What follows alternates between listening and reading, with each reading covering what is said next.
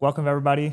Episode 1 of the podcast, yet to be named. But I'm Andrew Mattson, your host with Home Court Roofing. So today, episode 1, just want to give you guys kind of a background into me, kind of why I'm doing this, what I'm hoping to provide to people out here. So quick about me. So own Home Court Roofing. We're a roofing restoration company here in Louisville, Kentucky. Owned the company for about 2 years now. Went through kind of a rebrand at the beginning of the year. Bought out a couple partners. So it's kind of journey to business ownership by myself. So we'll get into that along the podcast, I'm sure. The goal really is for you guys to have hear stories from people that are ahead of you. That's the biggest thing for my growth and my journey has been all the people that I've met that are 1, 2, 3, 10, 15, 20 steps ahead of where I am now, so that I can see kind of what they did, learn from them, learn that, hey, if they can do it, I can do it too, and kind of shaking some of that imposter syndrome and limiting beliefs. So we're going to talk a lot about that. But for me, I've always kind of been attracted to sales and entrepreneurship ever since, high school and college and that kind of thing. But, didn't really ever have a path or a vision until more recently. And then a lot of that came from, I joined a mastermind group, met a bunch of other business owners.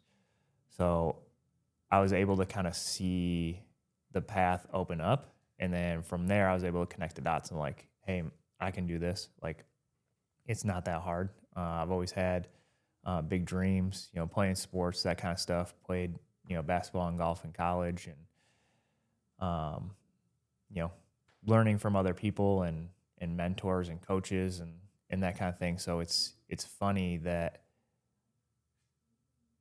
getting into a mastermind and finding a mentor, finding people that coach me in like your life and, in business it just made so much sense that I can't believe that I didn't see it before. So hopefully by talking to these other guests, kind of shed light on that. Cause that's something that I've noticed a lot with people that have been really successful is they're not afraid to ask for help.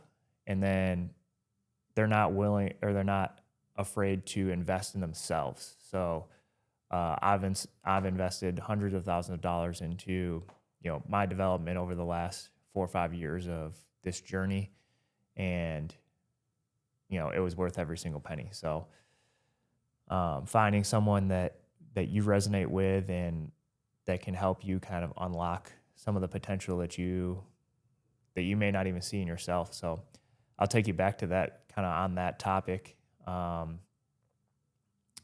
Back in high school playing basketball in high school as a sophomore, having a coach that could see that potential in you. And looking back at it now is like, I've coached JV basketball and assistant coach on varsity and that kind of stuff, is like when you're outside of that like struggle, quote unquote struggle that you have, and like whatever it is that you're going through, a lot of times those people can see the solution more clearly of like what that immediate roadblock is, to help you with that. So going back to that and having coaches and people that believed in me and saw like the path of, hey, if you do this and then you do that, like this opportunity is there. It's amazing to me that in my professional career, it wasn't obvious to take that path. So to me, that's a really big thing. And that's a lot of the reason I'm doing this is like, open your eyes. These are just regular people that own businesses, are successful, have accomplished things. So I'm excited to kind of take you on that journey. And the same thing for me is like getting to know some of these people. Some of these people I know really well. Some of these people, I may just be meeting on the podcast. So it's a challenge for me to kind of continue to grow on that too. But taking that time and learning is a big thing. So go back. Like I said, I played basketball and golf in college. Graduated went right into sales, selling life insurance. Did that for a few years, moved down to Kentucky, sold cars. Like I said, always kind of that sales and that entrepreneurial mindset and the unlimited potential. To me, that always made sense. Like I can always talk to people, so sales was always a natural thing for me, or like a natural avenue for me to make money. And then, yeah, it's just putting time into learning the skills that it takes to effectively communicate, learn the skills to learn the sales process, what that is, kind of grew. But I never thought I would be doing roofing. So it's funny that all this, all this where I am now and like the opportunity that's been presented to me for my family and the freedom and everything that this industry has created just kind of fell into my lap as far as like the opportunity. And then, investing in myself and learning and the dedication to continue down that path to the vision has kind of got me where I am today. So before I got into roofing, I was working at a bank. I thought, I kind of not given up, but kind of moved out of like that 1099 sales commission, path because my wife was starting her own business. So I was like, okay, cool. It's time for me. Like I said, I'd sold cars and insurance and windows and some other stuff. I was working at a golf company at the time doing sales for them, and my wife was like, all right, I'm gonna start my own wedding planning business. So I was like, all right, cool. It's time for me to get like the quote unquote real job with the insurance and the W-2 check and that kind of thing to kind of settle everything down.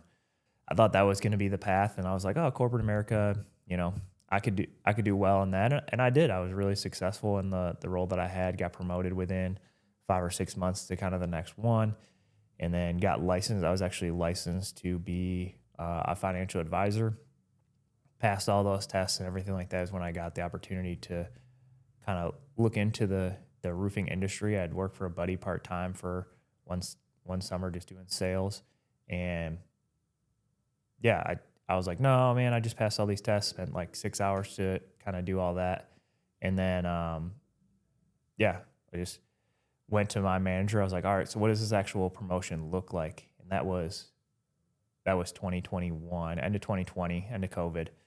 And they're like, yeah, you're doing great. You're doing great. I was like, all right, cool. What does that look like? What does that mean? And they basically just said, hey, there's these 3 people here that need to be promoted before you. And that was really what set me off on like, all right, corporate is not for me. At the job that I was at, there was 4,000 other people that had the exact same job title as me.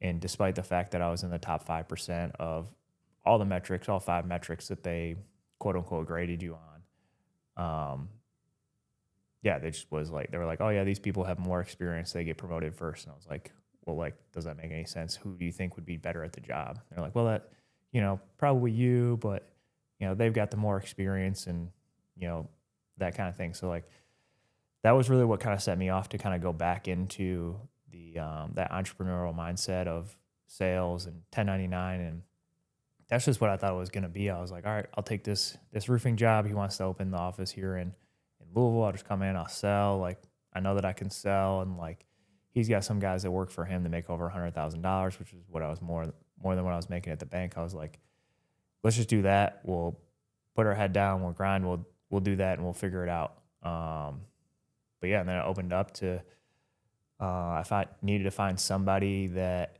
could help me learn more about selling roofs, because I had never really sold roofs before. Hadn't done a ton door to door. I'd done, cold calling, that kind of thing. So I met Sam Taggart, and that's where I got hooked up with him, is just watching YouTube videos. And I was like, all right, there has to be more content than just what he's giving away for free. And long story short, I joined, that's when I joined his mastermind group. And I really just joined it because I wanted the training platform that he had. And talking to him, I was like, this seems like a good opportunity.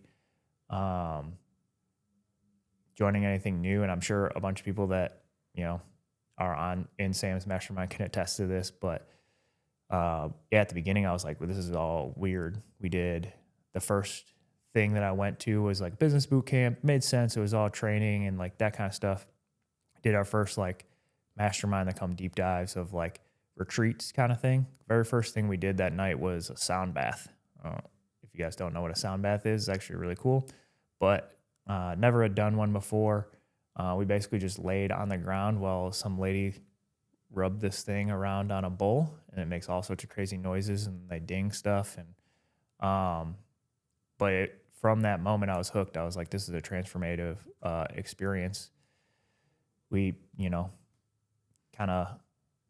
we did a guided meditation into that. We did that. That was kind of one of the first times I'd actually like thought about meditation and like how beneficial it could be, and then continued to go through that same next event. Sam loves this one where you guys sit with your legs in between someone that you just met, and then you stare into their eyes for way too long.